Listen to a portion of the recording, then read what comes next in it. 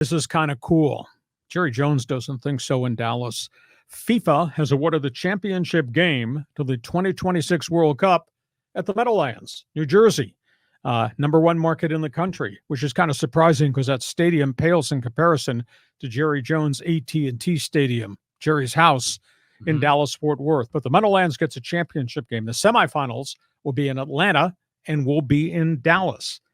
And the opening group play games have now been announced. Team USA is going to play all their games out here on the West Coast. This is cool. They're not sending them to Mexico or Canada or some other venue. Team USA, Greg Berhalter, they're going to play 2 games at SoFi Stadium in LA. Their other 2 group games are going to be up in Seattle at the outdoor stadium where the Seahawks play.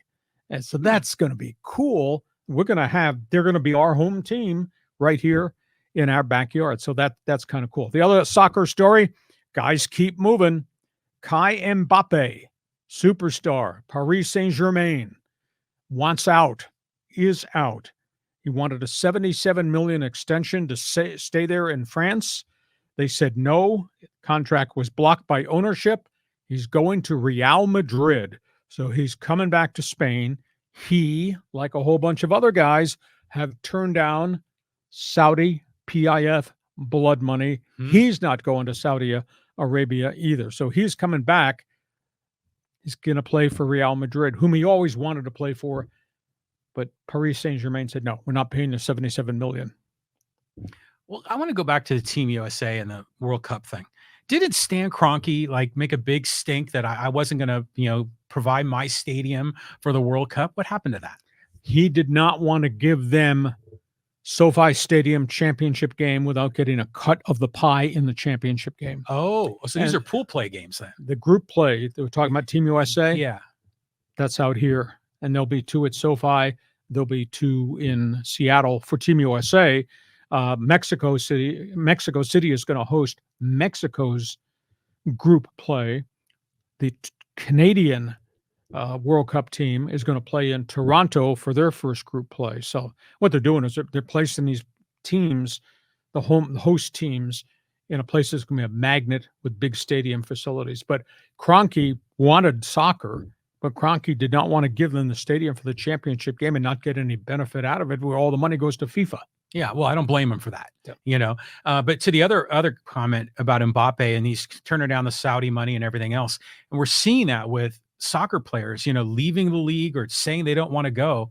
But with LIV and the PGA, we don't really have any examples of that, of guys that have been in LIV and have come back. There are a couple no names who went to LIV and it didn't work out and they didn't like it and they asked to be released and they were released.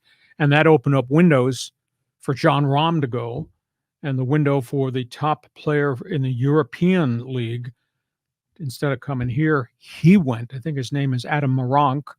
And then the one from England just left the Pro Tour. He's gone to LIV. And, of course, there's Victor Hovland from Norway, who is rumored to have an offer.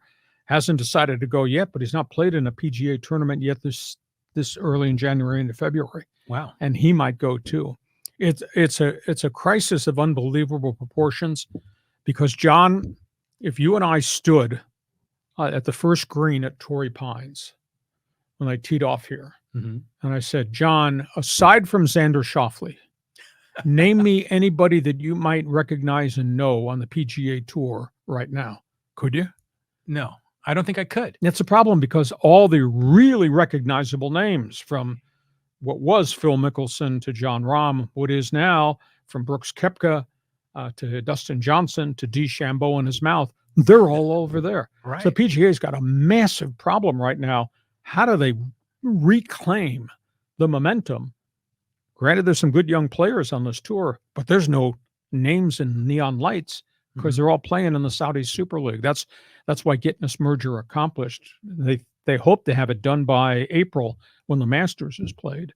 It's become so complicated because there's no identity outside of a few odd names that we might recognize. No identity on the PGA Tour. Well, how does the PGA decide how to market their sport when they don't really have a marquee guy? Because usually you want to put all your eggs in a basket for, Yeah, Tiger Phil. Exactly. Well, who is that? I mean, there's no one to be the face of the PGA. Yeah, I mean, outside of Patrick Cantlay and Xander Schauffele, there's nobody that's real recognizable, and those guys haven't won Grand Slam events. It's a big Mhm. issue. Okay, those are topics on the